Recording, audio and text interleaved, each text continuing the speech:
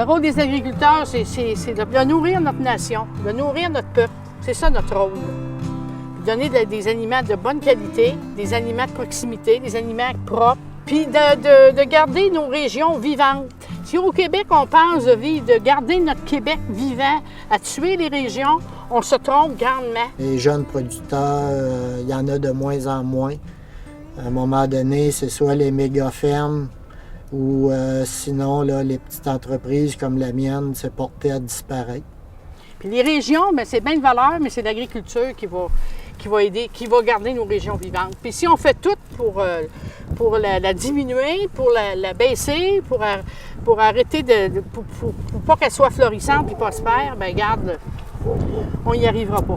La tendance, c'est qu'il y a de moins en moins de fermes. Les producteurs ils ont des plus grosses fermes. Donc, là, un plus gros va acheter un plus petit voisin.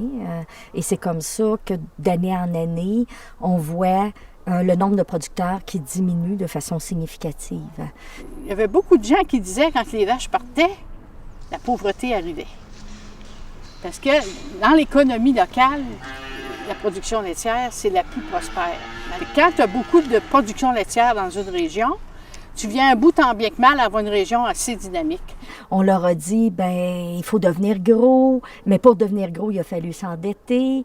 Donc, au nom de la réussite, de l'hyper-productivité, de l'hyper-rentabilité, au nom de certaines choses qui ne sont pas nécessairement arrivées, là, hein? On n'est pas toujours plus productif parce qu'on est plus gros. Au contraire, parfois, il se produit l'effet inverse. C'est sûr que les producteurs n'ont pas eu le choix d'améliorer leurs équipements pour faire les travaux plus rapidement. Mais c'est ça, ça règle quand même pas tout le problème. Bien, quand un gouvernement fait des changements dans les politiques agricoles, bien, ça nous touche toujours en baissant. Fait que ça veut dire que ça nous baisse nos revenus. En baissant nos revenus, bien, c'est sur notre dos, fait qu'il faut travailler plus pour moins. C'est sûr que le prix des terres a augmenté d'une façon fulgurante. Hein? Donc, ça, ce que ça fait, ça amène un frein à la relève. Hein? Certainement des relèves non apparentées qu'on appelle. C'est extrêmement difficile, je ne dis pas impossible, mais très difficile pour un jeune qui serait intéressé à acheter une ferme aujourd'hui, une ferme laitière, s'il ne vient pas de la famille. Je ne dis pas impossible, mais extrêmement difficile. Puis aujourd'hui, c'est ça, même si j'ai 3 garçons, il y en a un qui est intéressé à la ferme. Mais il savait qu'il n'était pas capable de faire les paiements parce que la ferme, justement, est trop petit. C'est soit que ça donne la chance à quelqu'un de vivre s'il n'y a pas de paiement, mais avec les paiements, il faut vraiment travailler à l'extérieur pour pouvoir y arriver. Ça fait que non, c'était trop demandant. Là. On sait, selon les recherches, qu'il y a beaucoup plus de célibat chez les agriculteurs. Alors, j'ai eu des jeunes hommes qui ont dit, écoute, moi, j'adore ça, l'agriculture, mais si je pourrais rester célibataire toute ma vie, je vais changer d'option. Un agriculteur, là, c'est fier. Quand il n'est plus capable de faire ses paiements, qu'il a de la misère à payer ses comptes, il n'arrache, là. La détresse, c'est pas loin. L'endettement, quand on est plus endetté, on est plus stressé. Et là, si je suis plus stressée, parfois, je deviens moins efficace et moins productif. Je suis plus irritable. J'ai peut-être plus de difficultés à garder mes employés.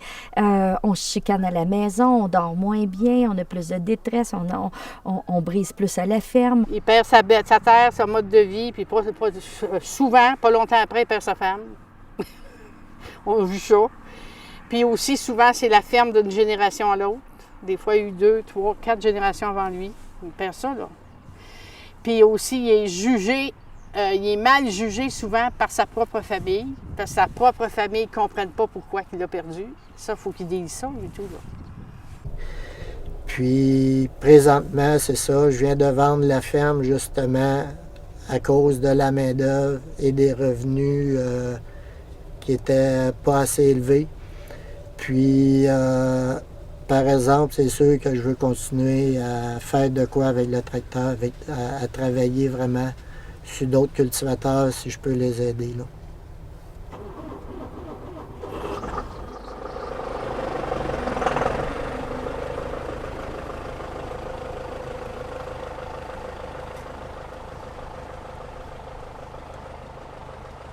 Le 1er mars 2008, j'ai coupé une petite érable de 8 pouces dans mon érablière. L'érable était sec, fait que en coupant l'arbre, la tête a cassé et a venu me frapper dans le dos comme un bat de baseball. Fait que j'ai eu 6 vertèbres de cassé, j'ai 2 tiges de 8 pouces chaque côté de la colonne pour me stabiliser. Fait que ma vie a changé drastiquement depuis ce temps-là. C'est une adaptation à chaque jour qu'on vit quand on est en fauteuil roulant. 2 ans après l'accident, là, j'ai décidé d'adapter mon tracteur. Chaque chose qu'on fait est tout le temps plus long à faire que les gestes normaux. Fait qu'en réalité, dans ma journée, il faut prendre le temps de faire les choses pour être sûr de ne pas se blesser.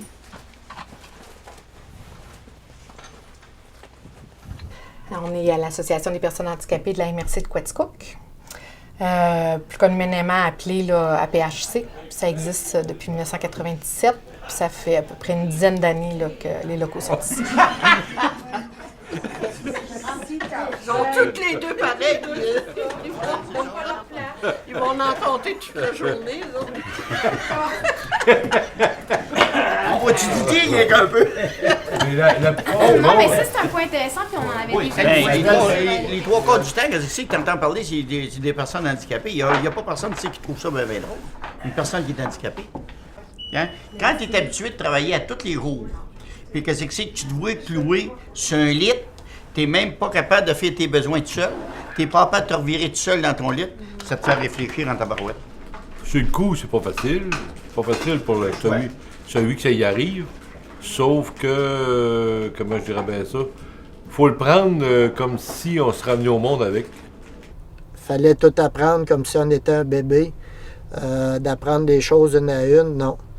Le bébé, il n'a pas de vécu avant, tandis que nous autres, on a un vécu, puis c'est ça qui est dur à faire l'adaptation là, à notre nouvelle vie.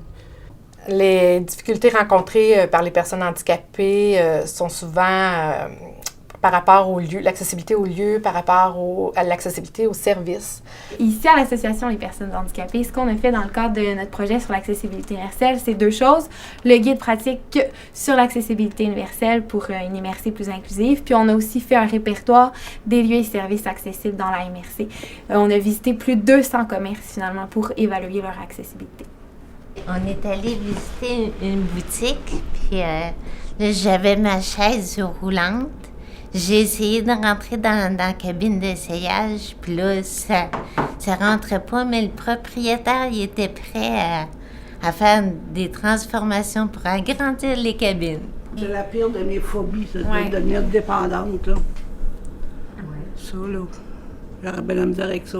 Quand tu as été indépendante toute ta vie, puis tu tombes à être obligée de quémander pour de l'aide, c'est dur sur l'orgueil. C'est dur sur l'orgueil. Je dirais que si on offre de l'aide à une personne qu'on voit en difficulté, on le demande. T'sais, au lieu de, mettons, quelqu'un qui a besoin d'être poussé, au lieu de pousser, on le demande. L'autre va le dire s'il veut ou pas. Si pour lui, se faire pousser, il ressent ça comme de la pitié, il va dire non. Puis il va se débrouiller tout seul. Mais au moins, on l'a demandé puis on l'a offert. C'est sûr que moi, sur mon bord, je me gêne pas de demander de l'aide, mais je vois des fois là, du monde qui sont... qui se mettent des barrières par rapport à ça. Le handicap, c'est la société qui le crée avec les marches, avec toutes les salles de bain tout petites, les lieux tout petits. Je parlais de préjugés où on entend toujours de tout bord, de tous côtés. Des personnes qui disent que les personnes handicapées, ça vaut rien, puis ils ont rien à faire avec nous autres, puis on est quasiment un déchet de la société. Mais ça, c'est parce qu'ils n'ont jamais eu affaire à côtoyer les personnes handicapées, ceux qui disent ça. Mettons, moi, j'accompagne une personne en fauteuil roulant. Bien, ils vont me parler à moi en disant « il ». Mais il est juste à côté de moi, là. Fait qu'en quelque part, je pense c'est la gêne de ce handicap-là. Puis il y en a qui vont dire « moi, je serais pas capable de vivre comme ça », tu sais. Ou bien, moi, je sais pas comment tu fais pour sortir avec une personne handicapée, pour vivre avec une personne handicapée. Mais je vis avec la personne.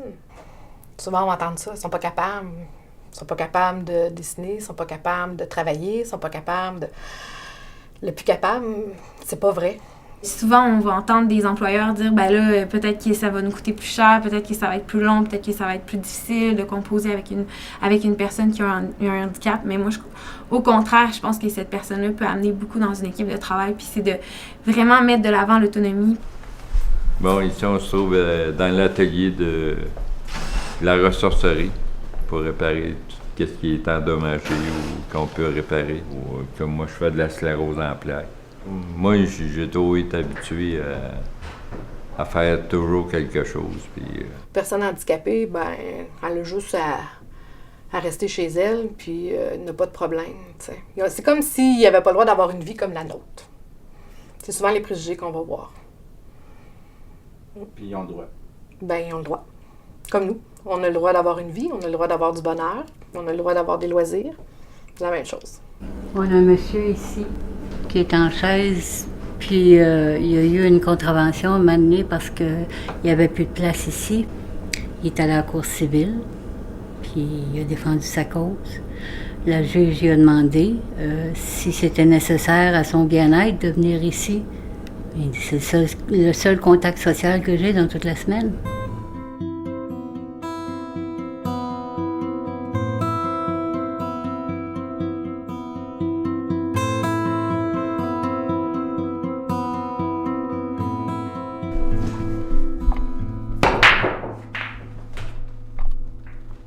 Moi, c'est David, j'ai 15 ans, je viens de Waterville.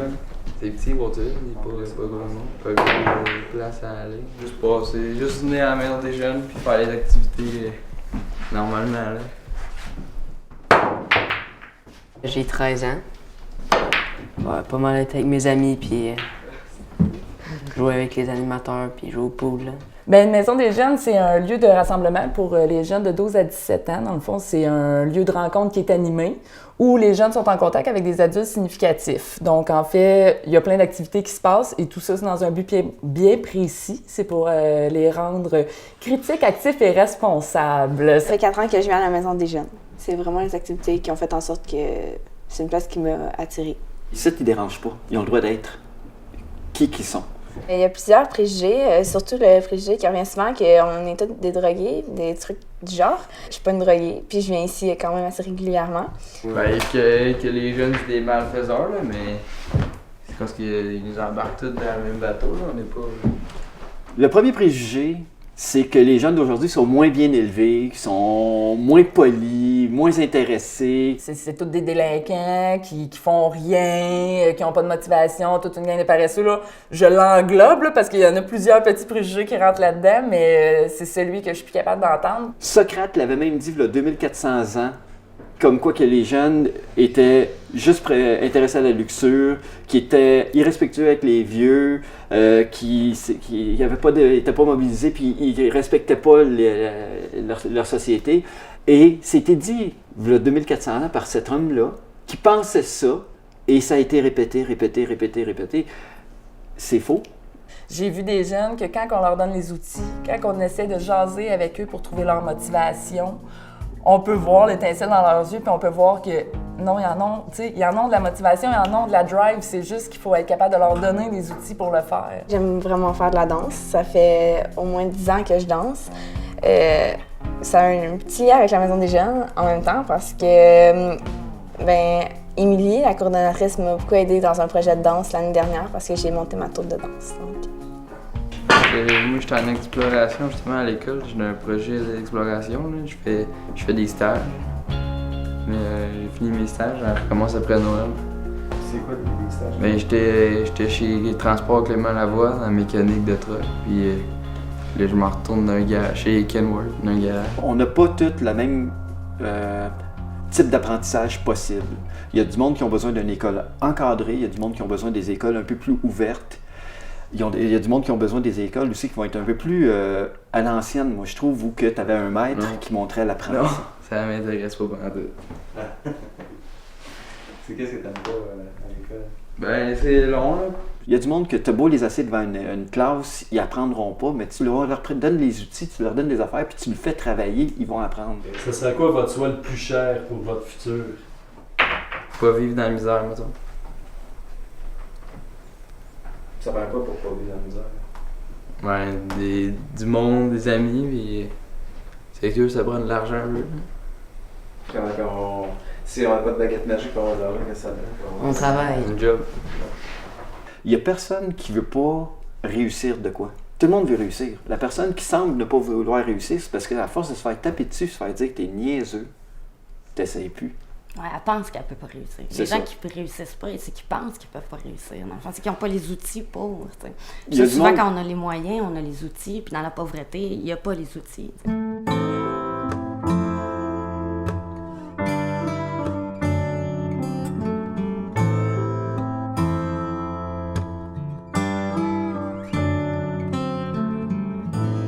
La ressourcerie, c'est un organisme qui valorise l'humain et le matériel. En fait, on a une mission très importante qui est environnementale et on a une mission sociale qui est de faire de l'intégration de personnes en emploi et en différents projets pour aider les gens qui sont dans le besoin. Quand que j'entends des préjugés par rapport au fait que les gens sont différents, on prône cette richesse-là, en fait, des différences, puis que les gens soient handicapés ou qu'ils aient des difficultés de toutes sortes ou qui viennent d'autres pays, pour nous, en fait, c'est vraiment une richesse. Dans l'atelier des bénisteries, en fait, c'est un local qui est partagé avec le Carrefour Jeunesse Emploi. L'intervenant est sur place plusieurs journées par semaine et reçoit des jeunes de l'école secondaire.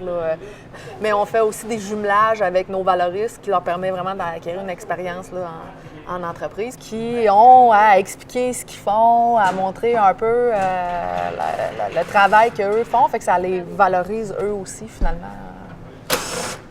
C'est de récupérer des pièces pour en réparer un autre. Puis, comme là, tu vois, lui, le fourneau ne marche pas, que je garde la tête parce que ça vaut cher. Puis des fois, c'est ça qui est cassé.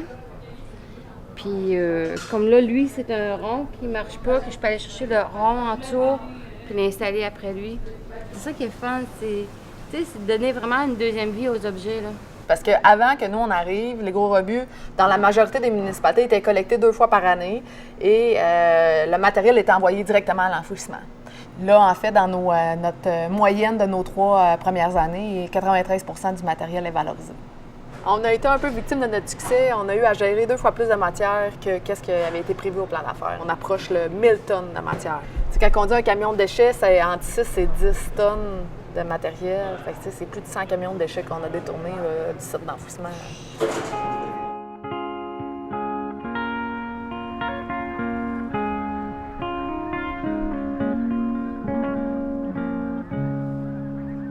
Bienvenue au Centre d'action bénévole de la MRC de Quatico. Tous nos services sont sur 3 étages ici. Ils sont aussi offerts à toute la population de la MRC. Si nous avons la popote roulante, nous sommes environ à 40 repas par jour, mais on aimerait avoir 100 repas par jour. C'est vraiment notre objectif parce qu'on sent que les gens en ont besoin. Quand les périodes de fête approchent, on voit qu'on a 100 repas par jour à faire.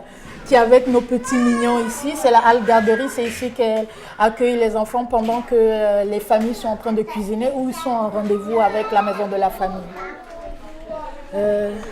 Ici, c'est notre Joujoutech qui permet aussi, c'est un coin de rencontre avec les mamans qui viennent se retrouver ici pour discuter ou jaser, comme on le dit ici bien.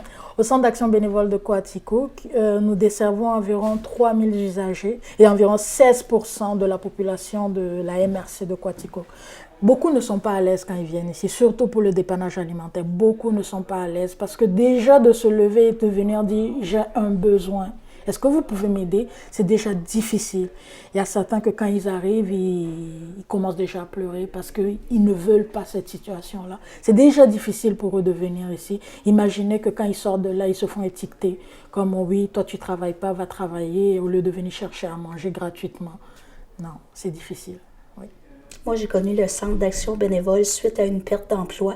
J'ai eu besoin de venir faire une demande d'aide alimentaire, à la banque alimentaire. Et c'était près des fêtes, alors c'était au début décembre. Puis dans la même semaine, il y avait la Guignolée. Alors j'ai donné mon nom pour faire du bénévolat à la Guignolée pour compenser un peu l'argent qu'ils m'avaient donné pour aller m'acheter des aliments. Je me suis dit, je vais leur rembourser en bénévolat. Puis la semaine après, il y avait la cuisine collective de Noël. Alors, j'ai donné mon nom aussi pour être bénévole à la cuisine collective de Noël. C'est un peu pour remettre qu'est-ce qu'ils m'avaient donné.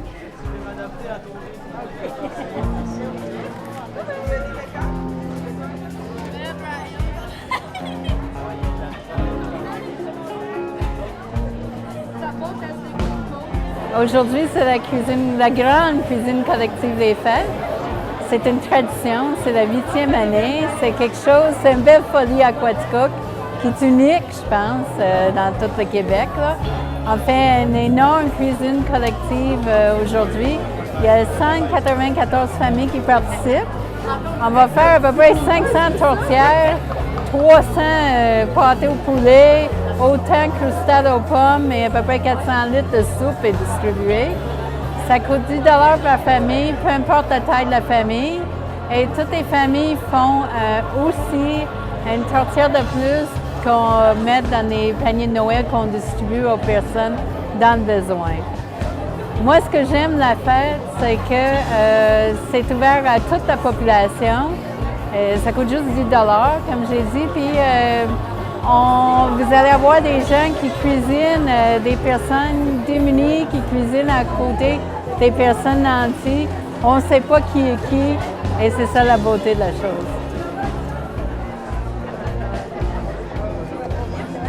Cette année, il y en a 115 cadeaux, mais ils sont beaucoup plus gros parce que qu'est-ce qu'on recherche, qu'on voulait, c'est de donner un petit Noël aux enfants. Dans un petit paquet. Dans un petit cadeau. Mais ils ont des livres poupées, casse-tête, tout usagé, là, c'est merveilleux. C'est merveilleux. On remercie tout le monde. On ne vient pas au monde égal, hein? Non, malheureusement. Il y a des enfants qui ont moins de chance que d'autres. Donc, on essaie de lui mettre un peu de gaieté pour Noël, parce que ça, c'est une journée, mais elle est tellement importante, je trouve, dans une année. Cette année, pour la campagne des paniers de Noël, on a choisi un nouveau slogan qui est « Le bonheur se partage, faites une geste d'entraide ».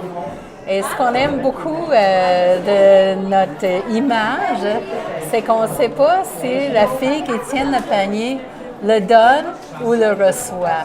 Et ça, c'est vraiment l'esprit des fêtes et l'esprit de Noël.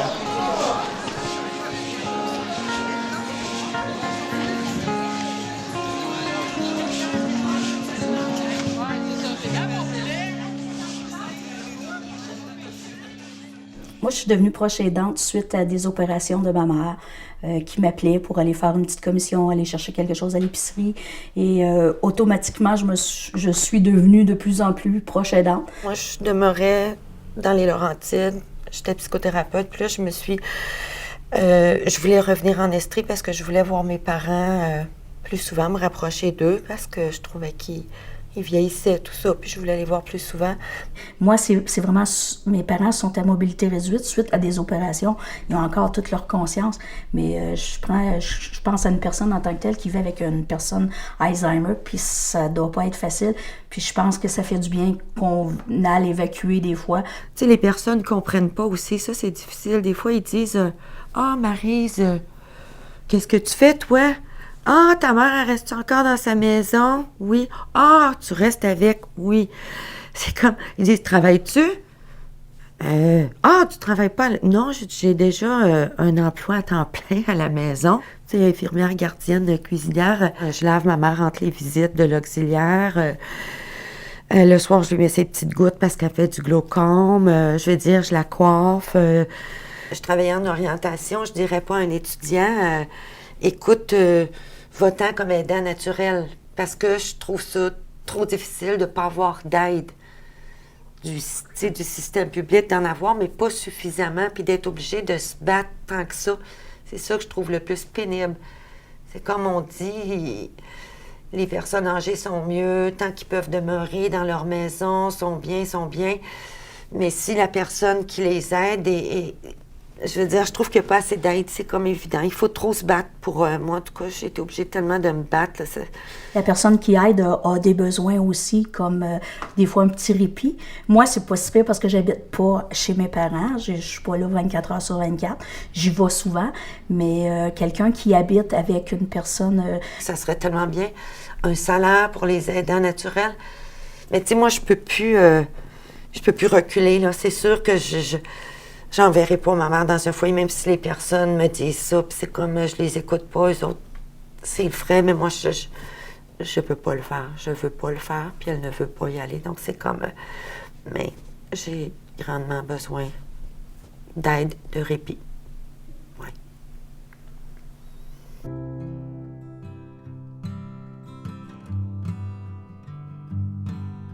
Mais il y a aussi beaucoup la sensibilisation puis la méconnaissance. Moi, je pense qu'il y aurait moins de pauvreté si les gens connaissaient mieux les milieux défavorisés. Je changerais vraiment tous les préjugés que le monde a envers les autres parce que, honnêtement, je suis pas la personne qui aime entendre les préjugés. C'est pas de m'occuper de ma mère qui est le plus difficile, c'est tout ce qui entoure. Au lieu de rester pris dans nos préjugés, si on veut évoluer comme être humain, sortons de notre zone de confort, allons voir les gens, allons les questionner, puis dire hey, j'aimerais ça connaître un peu plus. C'est quoi tu fais dans la vie, toi? Hein? Qu'est-ce que c'est ta réalité? Quand j'étais avec eux, c'est comme je prends plus le temps de faire mes choses, je prends plus le temps de parler avec l'autre, d'interagir avec l'autre que juste « Ah, salut, ça va bien ». Mais c'est sûr qu'il y en a d'autres personnes proches aidantes. Là. C'est comme, moi je me dis, on devrait les appuyer, les aider, les encourager. On a besoin de tous les types de personnes dans notre société, complètement. Il faut donner une chance à tout le monde de pouvoir trouver sa place. Que tout le monde ait une ouverture d'esprit et qu'il n'y ait pas de gêne qui s'installe, il n'y a pas de mauvais gestes ou de mauvaises paroles là, dans n'importe quelle situation. Je pense que si on prend le temps de vraiment respirer, de vraiment comprendre la situation, ça nous apporte même des changements intérieurs.